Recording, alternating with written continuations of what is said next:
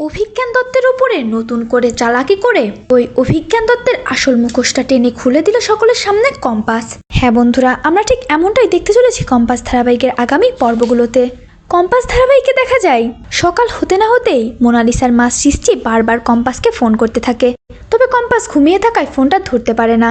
তখনই মোনালিসার বাবা আবিরের সঙ্গে মোনালিসার মার প্রচণ্ড তর্কাতর্কি হতে থাকে। মোনালিসার মাও কম যায় না, সে আবিরকে স্পষ্ট জানিয়ে দেয় যে এবার বাবার থেকে সরে নিজের মেরুদণ্ডটা শক্ত করো, আর কতদিন বাবার কথায় উঠবে বসবে এভাবে ভেজা বেড়াল হয়ে থাকবে।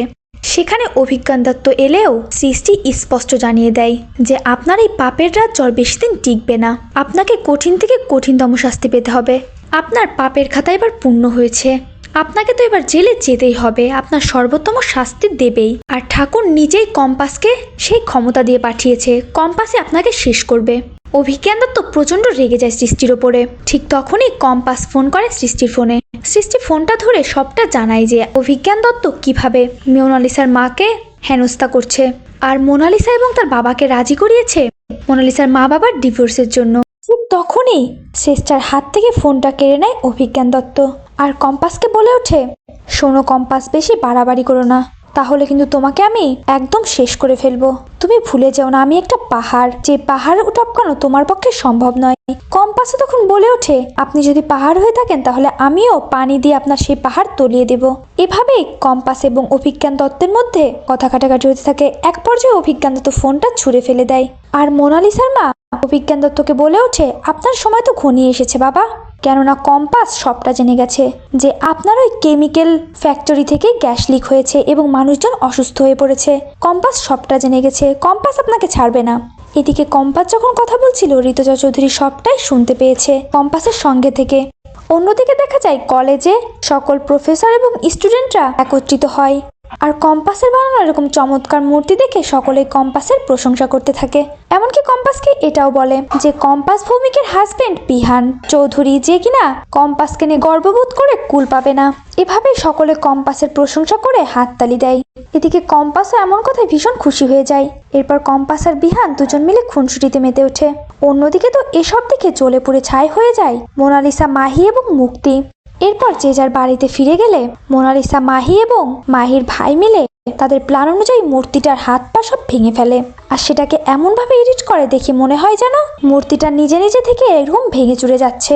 এর পরের দিনেই সরস্বতী পুজোতে সকলে খুব সুন্দর করে সেজেগুজে কলেজে উপস্থিত হয়।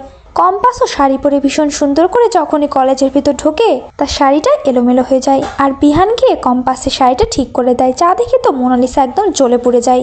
এরপরে শুরু হয়ে যায় আসল অনুষ্ঠান। কম্পাসটা নৃত্যর মাধ্যমে সকলকে অভিবাদন জানায়। এরপরে যখন মূর্তির সামনে থাকা কাগজটা সরানো হয় সকলের চোখ তো কোটর থেকে বেরিয়ে আসার উপক্রম হয়ে যায়। এ কি, মূর্তিটা তো একদম ছিন্ন বিচ্ছিন্ন হয়ে পড়ে আছে। এরপর সিসিটিভি ফুটেজ চেক করে দেখা হয় যে মূর্তিটা নিজে থেকেই ভেঙে যাচ্ছে।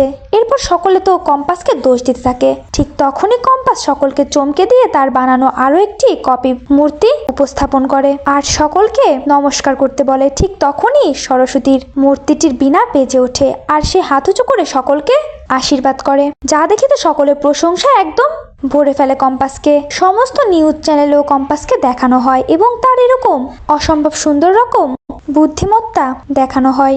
আর কম্পাসের নতুন মূর্তি দেখে তো পুরো রসগোল্লার মতো হা হয়ে যায় মোনালিসা, মাহি এবং মুক্তির মুখটা। সেখানে অভিজ্ঞান দত্ত থাকে, তার মুখটাও পুরো কালশিটে হয়ে যায়। সব ঝামেলা শেষ করে আবারও শুরু হয়ে যায় আসল অনুষ্ঠান। একে একে বিহান আর কম্পাসের নৃত্য দিয়ে শুরু হয়।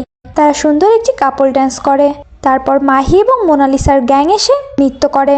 এরকম ভাবেই শুরু হয়ে যায় অনুষ্ঠান এবং এক পর্যায়ে শেষও হয়ে যায় পুজো। সকলকে প্রসাদ দেওয়া হয়। ঠিক তখনই কম্পাস বোমা ফাটায়। সে পুলিশ ডাকে এবং সকলকে বলে ওঠে, গ্যাস লিকের পেছনে অভিজ্ঞান দত্ত দায়ী, আর তার সমস্ত পেপারস আমার কাছে রয়েছে। এই বলে যখনই সমস্ত পেপারগুলো বের করা হয়, এ কি, সব পেপারস তো অন্য কিছুর, এখানে হাবিজাবি কি লেখা। পুলিশ অফিসার কম্পাসকে আচ্ছা মতো ধুয়ে দেয় যে শুধু শুধু কেন তাদের সময় ভাবে নষ্ট করলো, আর অভিজ্ঞান দত্তের নামেই বা কেন এরকম ভুল একটা এলিগেশন আনা হয়েছে, এর জন্য তো তার কঠিন থেকে কঠিনতম শাস্তি হতে পারে। তা শুনে তো কম্পাস একদম অবাক হয়ে যায়, আর অভিজ্ঞান দত্তের মুখে ফুটে ওঠে হাসি। তবে তার হাসি বেশিক্ষণ স্থায়ী হয় না, কেননা কম্পাস তো তার আরো কপি করে রেখেছিল ফোনের হার্ড ডিস্কে। তখন কম্পাস জোরে জোরে হেসে দিয়ে বলে ওঠে, দাঁড়ান অফিসার, আপনার সময় আমি নষ্ট করিনি, আর কারোর উপর আমি ভুল অ্যালিগেশন আনিনি। এই বলে সমস্ত প্রমাণ সহ তুলে দেয় অফিসারের হাতে। অফিসারও অভিজ্ঞান দত্তকে অ্যারেস্ট করতে বাধ্য হয়। তো বন্ধুরা, কম্পাস ধারাবাহিকের আগামী পর্বতে যদি আমরা ঠিক এমনটাই দেখতে পাই, ওই অভিজ্ঞান দত্তের উপরেও চালাকি করে কম্পাস সকল ইনফরমেশন পুলিশের হাতে তুলে দেয় এবং পুলিশও ওই অভিজ্ঞান দত্তকে জেলে নিয়ে যায়, তাহলে সেটা দেখতে তোমাদের ঠিক কেমন লাগবে অবশ্যই জানিয়ে দাও কমেন্টে তোমাদের মতামতটি। আর চ্যানেলে নতুন থাকলে অবশ্যই চ্যানেলটি সাবস্ক্রাইব করতে একদমই ভুলো না।